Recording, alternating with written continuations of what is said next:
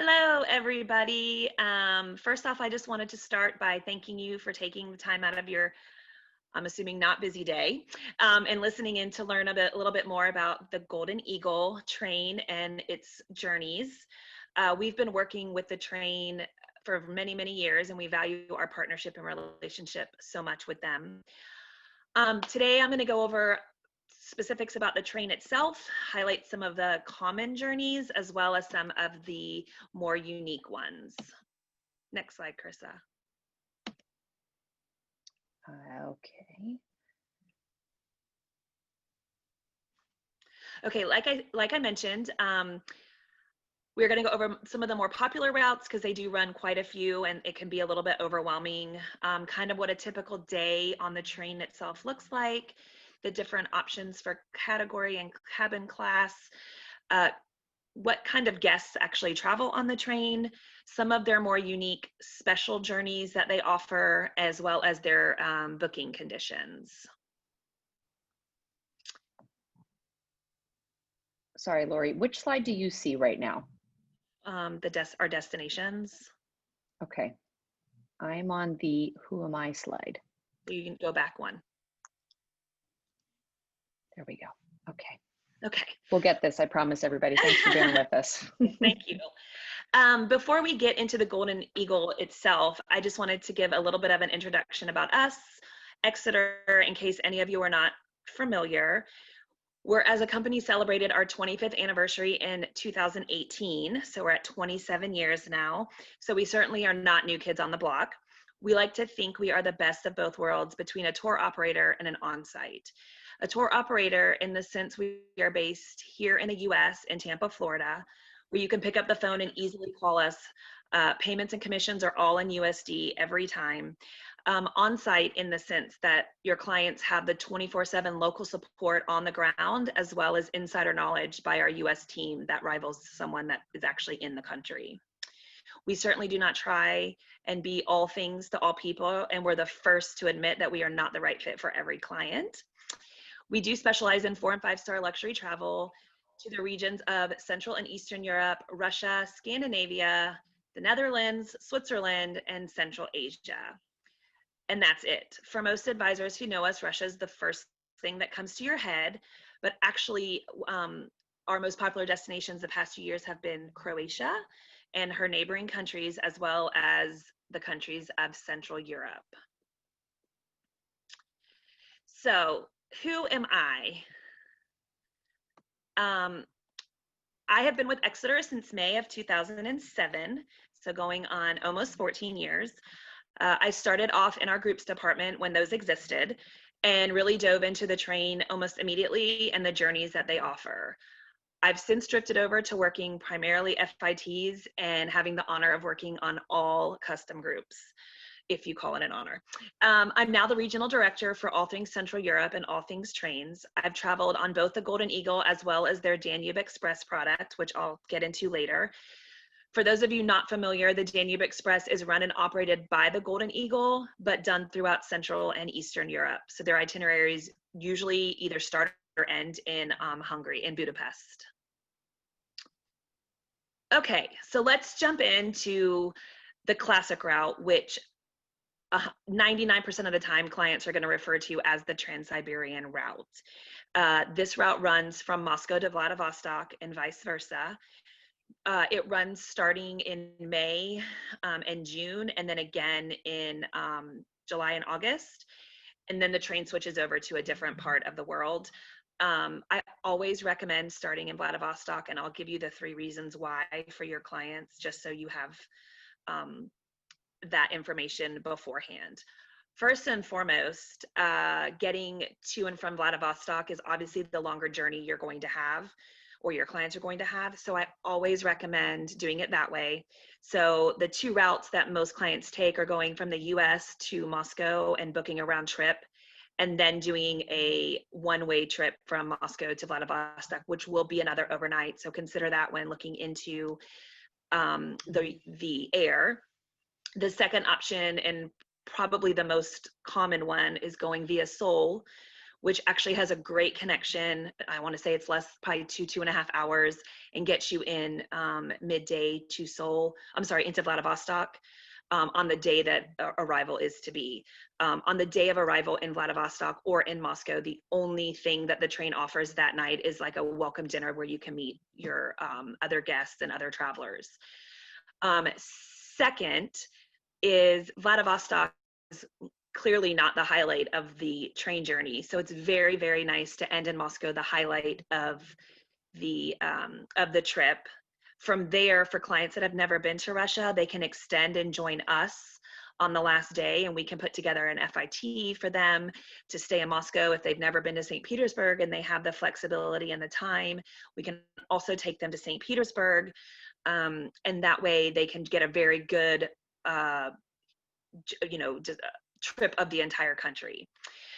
Third, and probably the most important to myself, and this is actually the journey that I did going westbound, is the fact that you gain time every night that you go to sleep. So going backwards, you add hours to your day instead of losing them going eastbound. So some people don't care, but that's just that's super important to me, because you are very far from Florida. Just midway through Siberia, we were 13 hours different. So for the West Coast, it's even further, and that may be of importance to people. But those are just 3 little things of why I recommend westbound. But again, flexibility and dates is obviously what matters. So we can do it either way with them. So the Silk Road journey is the second most important or most common one. And this one really focuses on Central Asia. You can do it as a half, from just Moscow to Almaty. This is a 13-day journey. These run April and then September into October. The ones that are longer is the 21-day full journey, and that goes all the way in Moscow to Beijing. In Almaty, regardless of whether you go on or not, the train shifts to, and the clients actually board then the Shangri-La Express, because the Golden Eagle can't run on the tracks in China. So therefore you get on the Shangri-La Express. It's not to the caliber of the Golden Eagle. I'm always honest about that, because I think expectations for clients is super important prior to getting on the train. In the almost 14 years I've sold this journey, though, no one has ever mentioned or complained about the Shangri-La. It's just a different type of train. So they accommodate you in sometimes 2 cabins. If you've got like the Imperial Suite on the Golden Eagle, they'll give you 2 cabins to kind of try to equal the space. None of the carriages or cabins have en suites. So there is a toilet and a shower at the end of the stalls, or at the end of the carriages on that particular train. But they've actually changed it a little bit within the itinerary, that you're on the train some, but then you also do stop along the route and stay in hotels for a night or 2 along the way. So I know a lot of clients have been to China on their own. So it's not of importance to do it. The real highlight of this particular journey is the Central Asian countries. Also note with this particular journey, 4 and 5, if they go to China, need visas.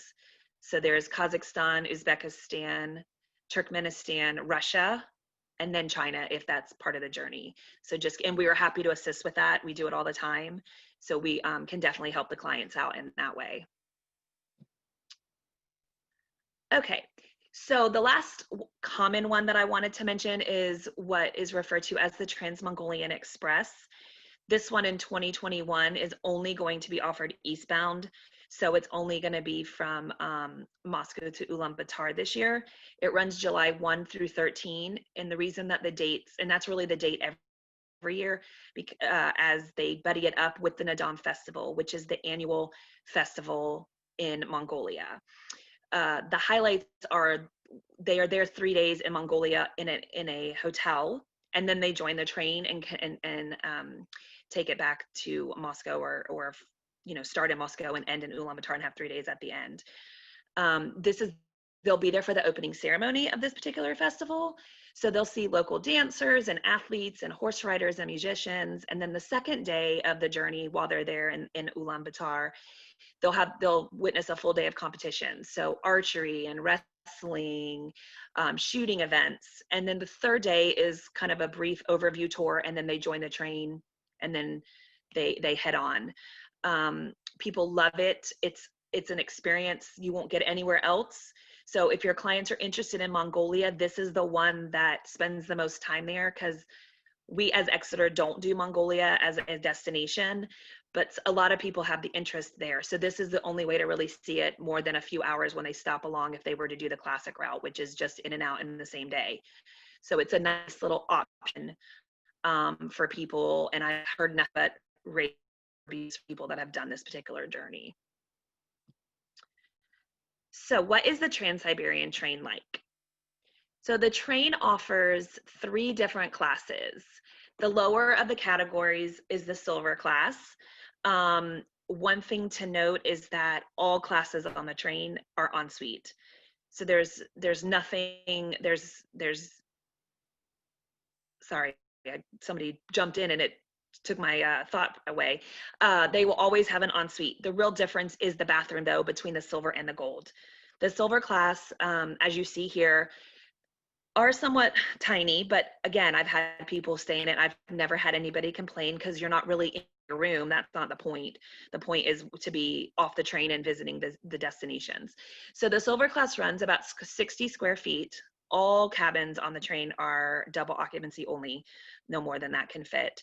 If you see on the slide, the top picture is what they look like during the day, and then at night, when they do turn down service, it does turn into like a bunk bed style bed with a small double. Not 2 people absolutely can't sleep in that, so I wouldn't suggest they even try. And then an upper bunk with a ladder that obviously they get up and down with. They all come with personal safes, remote control AC and heating. They call in the silver class the bathroom style as a wet room. So you walk in, you have a toilet behind you, you have a sink in front of you, and you have the shower above you with a wraparound curtain. Again, most people don't care about that as long as they're aware, and they just don't take anything that can get wet in there with them. It's fine. They do have complimentary tea and coffee. They have 24/7 cabin attendants, so you always have someone available to you, and they take very, very good care of you. Each room has a DVD player with CDs, with LCD screen. They don't always work, so I wouldn't rely on that, but it's an option if there's good service. The train does not have Wi-Fi, because that's obviously it's moving when you're on the train. So being out in the middle of Siberia, obviously the Wi-Fi is not great. In gold class, these are a little bit larger. As you can see, they look very similar during the day, and then there's a better picture of the nighttime pull down with the ladder there for the gold class. The gold class is 77 square feet. And again, the major difference here is going to be the bathroom. The bathroom is actually a private ensuite with a step-in shower and door, like a small vanity, and the toilet all in one area. Think kind of like a cruise bathroom shower thing. So it's nice. And then the only other difference between this, other than the size of the room, and again, it's primarily the bathroom, is going to be in the bar car. There's standard bar list that if the clients order from are included. All travelers get beer and wine at lunch and dinner, whether it's on the train or off the train, as complimentary, but it's just in the bar car that service becomes additional if it's not if they're in silver class or anything not on the standard bar list. Okay, so the Imperial Suites. These are completely different than the other 2, obviously, as you can see, and it's a fairly new product. They've had them probably 5 years now, maybe a little bit longer. They're the first ones to sell out, even though they are double the cost, almost double the cost of what a gold class runs. So within this, these are 120 square feet. They have a double bed, so no, if you can see on the top picture, obviously it's down. During the day, it's up like a couch. So it's a double bed. It does have a sitting area, as you can see there. There's butler service. In-cabin dining, if they don't want to have breakfast or lunch, absolutely is available. They have standard and premium bar lists in the bar car. They do start with a bottle of champagne, a Dom Perignon, to toast the journey starting in their arrival city. And just a note, oh, they also have private touring in the cities with along the route and in Moscow and Vladivostok or whatever journey they're taking. However, they now have 5 Imperial Suites on the train, and they have started to realize that with 5, they don't have as many great guides to do each individual uh, Imperial Suite plus however many they need for the rest of the travelers. So they do note that sometime in some of the destinations, they'll buddy up Imperial Suite guests to travel together. So you may have another couple with you, maybe 2 other couples, but it they'll try not to if they have the staff that's able to do that. Also, they're upgraded in the hotels along the journey, so pre and post, or sometimes if they're in on the Silk Road that have the ones that are in the middle of the train where they get on and off, they're upgraded to usually junior suite levels in those hotels. The next layout here is how the carriages look. So if you see here, there's 6 silver class cabins per carriage. Usually these are in the middle of the train. You know, you'll have your engine, they'll have some storage cars. Then there's always the golden Imperial Suites. Then there'll be the bar car and the restaurant car, and then the silvers are usually behind that, and then followed by the staff cars. So the silver class cars they're 6 in 1. So if you're traveling with another couple, we can always request, and they'll put you guys side by side, or the travelers side by side. And then if you see below the golden Imperial Suites, there's 3 gold cabins with 1 Imperial Suite per carriage. So that's nice too. And again, if you have 2 other couples, say a group is traveling, we can get them all in one carriage. The services on the train that they provide, I've kind of hit a few already. One important one, especially now with everything going on with COVID, is that the services, there's always a medical doctor on board. So they have an actual little car. One of the cars has like a medical office if, God forbid, the clients got sick and needed to see somebody. When I was on the train, the doctor traveled with us in our group, so he was always available. 99%, I've never seen that they haven't had English speaking. So if they do ask, it is English speaking. Doctor, this guy happened to be from the UK.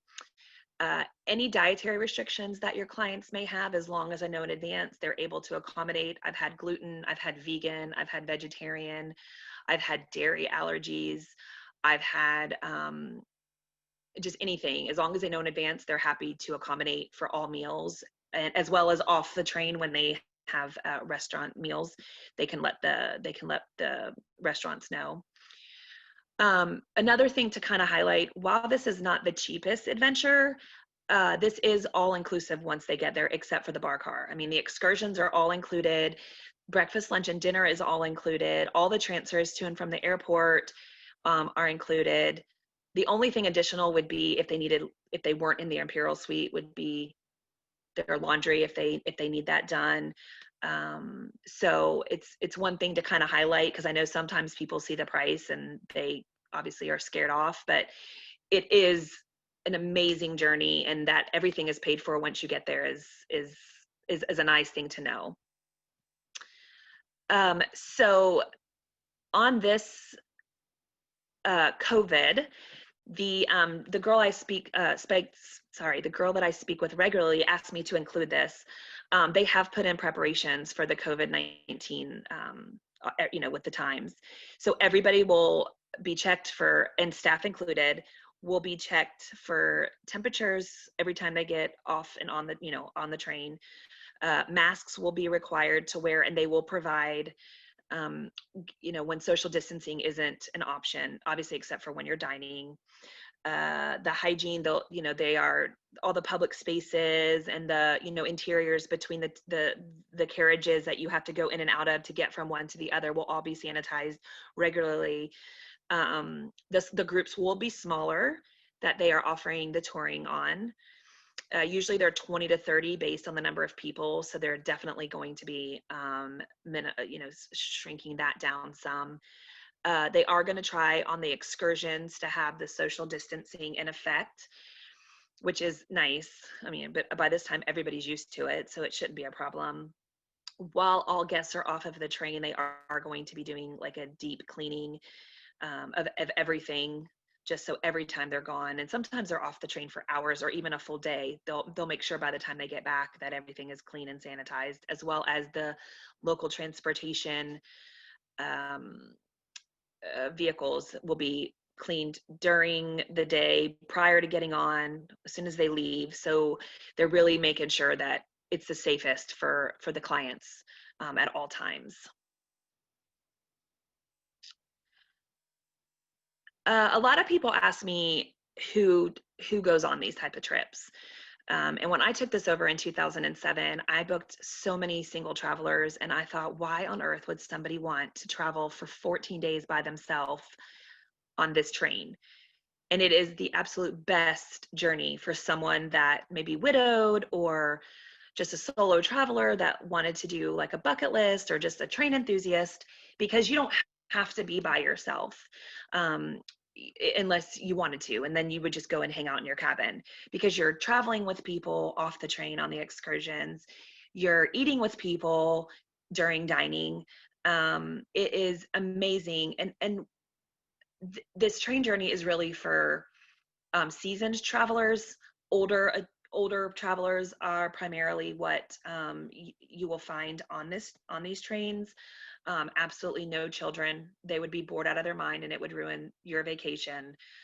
When I was there, there was a young adult, 20-ish, that was on it, and he was part of a group that had bought into some cabins, but absolutely no children. It's slow moving. They would not enjoy it. So it's going to be the older adults, the ones that want to tick this off their list, or are huge train enthusiasts. And the clientele is international. There's Americans, there's lots of British, there's Australians, Scandinavians, Europeans, and there were all types of people. And it was so interesting to speak to everyone and get to know everyone on the journey. And it's what I hear from all the clients' feedback when they return, because everybody spending so much time together becomes like a family. Everybody, they get their information, their contact details, and everybody emails. And I still contact some of the people that I met and I was on the train 10 years ago.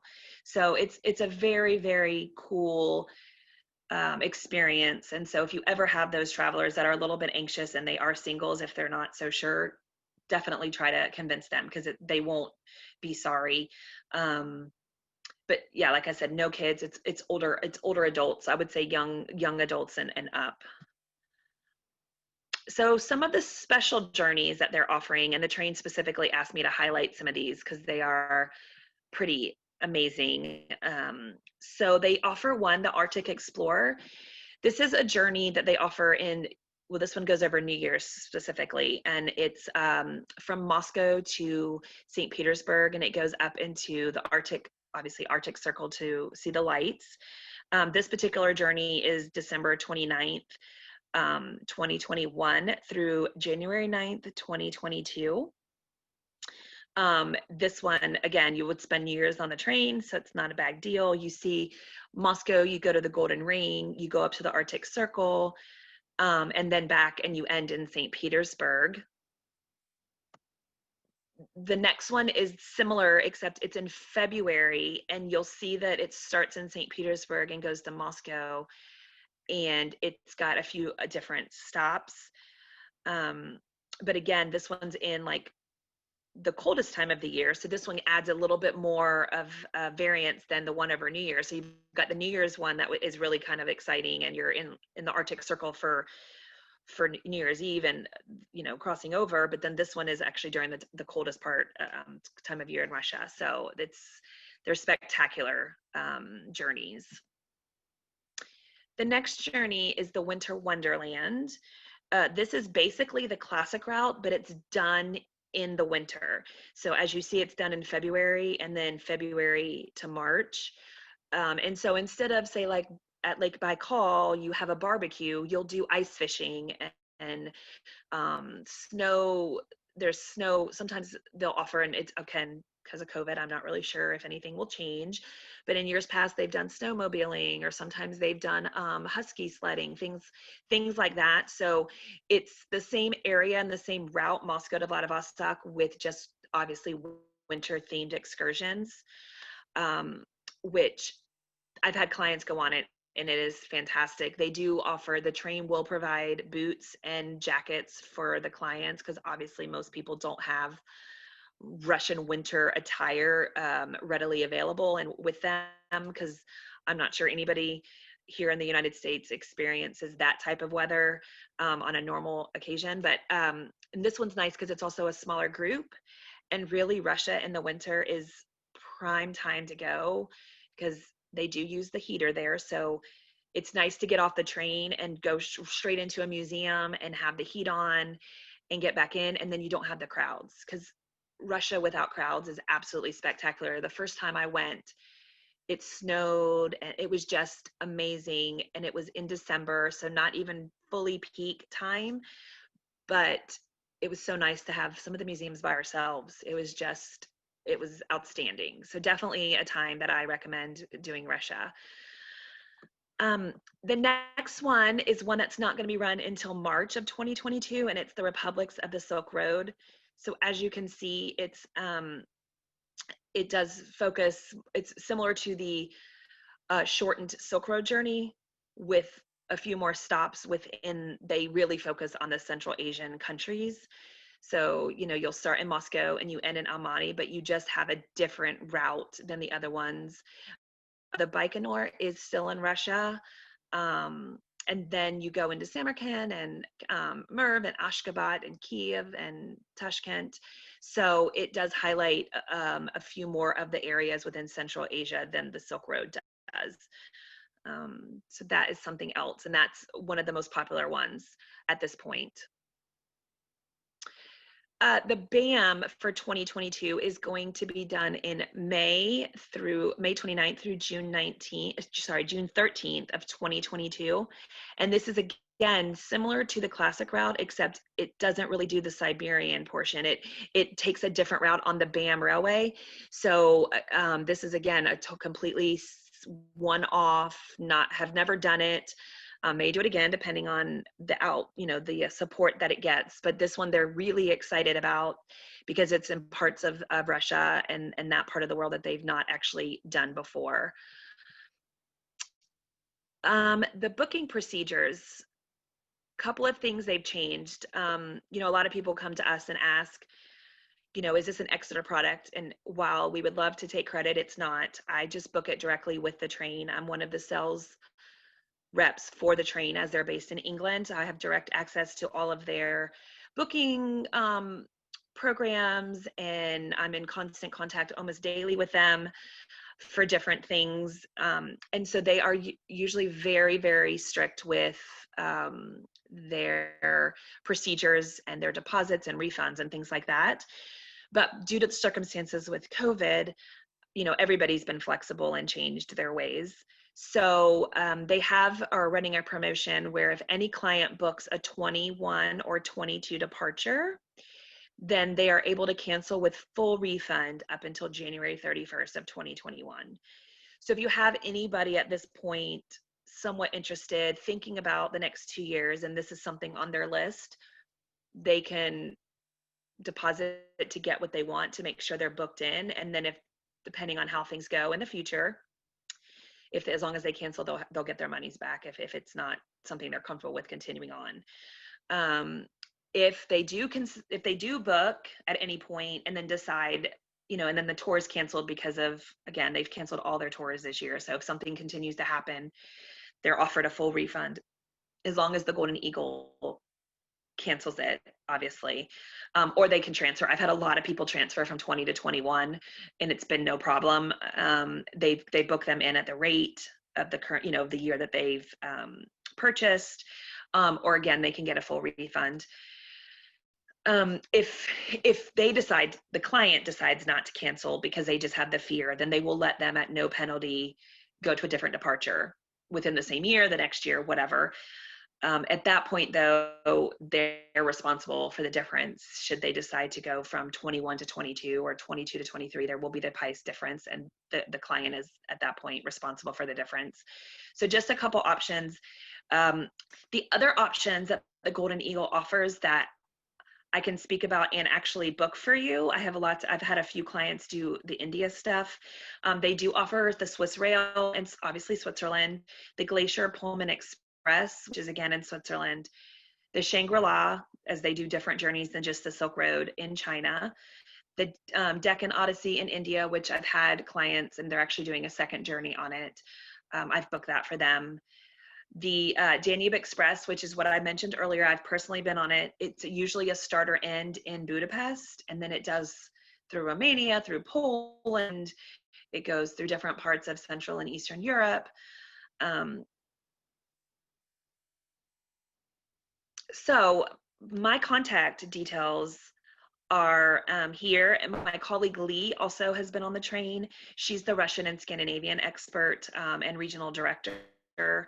So she also does the Volga Dream, if anybody's heard of that. She is happy to assist you as well if I'm not available, to help you with any questions or any of the booking process. My direct contact details are here on this page. So if you have any questions, please feel free to reach out via email or call me. I'm happy to chat about it. Not everybody are train experts, and I didn't know that I was going to love the train, but I was on it for 6 days, and I have to tell you, it is an amazing experience. Like I said, I learned so much about it. I made friends that I still talk to 10 years later. It's just a really, really awesome experience, and I'm happy to chat directly with your clients about it if they have any questions. It's just something I'm passionate about, and I hope you feel that today in this presentation. And I will turn it back over for any questions you may have. Wonderful. Well, thank you so much, Lori. I just saw one come through in the chat, which is, what is the average age range for customers? I know you mentioned that it's certainly not for kids and leaning on the older front, shall we say? Right. But is there an average age demographic that If of guests? I had to say, I'd say 60. That sounds about right. I've seen, I had some younger on mine, and then I had some older, but you have to cross when the train is moving. When you're on the train is moving. So that's also something to consider. If anybody has any type of walking issues, if they're on a cane, I had a lady that was on it with us that had a walker. You do have to walk through the carriages with opening doors, walking in, going to the other one, on a moving train. So you have to consider that, but they are absolutely not able to go. If that, I wouldn't defer anybody or tell anybody not to go, but they just need to be aware that that's an option. And again, I saw so many people helping that lady, and I helped her. And so it shouldn't be a problem or something to stand in the way if somebody has any type of walking issue or a disability. Mobility issues. Yeah, mobility. Perfect. One other question is, approximately how does the single supplement compare to a double occupancy rate? Is it 100% single supplement? Do they have any reductions or specific departures that may have a reduced single supplement? They do on occasion. Absolutely. They set that and send it to me, and I have offered it where they don't have the single supplement rate. For example, I'm looking right now on, for example, the Golden Eagle, the classic route. If they did for 2021 in a single class, the twin excursion price is $17,695. The single would be $26,495. So a little bit of a reduction, but not a huge amount. Right, not a huge amount. But they do sometimes offer it based on occupancy and things like that. They will do promotions. It's good to note, especially if your guests are flexible with their dates, they may be able to piggyback with a single supplement promotion departure Exactly. rather than, and correct me if I'm mistaken, Lauren, but there are, the Imperial Suite cannot be booked as a single occupancy. Is that right? Yeah, they don't prefer that. I mean, they Yep. do have the price, but you're paying double. You're paying But over double. that one is more, yeah, that one is Yeah, not worth it. it's a huge increase. So yeah, I mean, they'll Okay. sell it to sell it, but it's not a yeah, It's not the ideal. Perfect. right. Well, I'm going to just stop sharing my screen here. I hope everyone's gotten the Lori's contact details. If not, it's pretty easy. Her name at exeterinternational.com.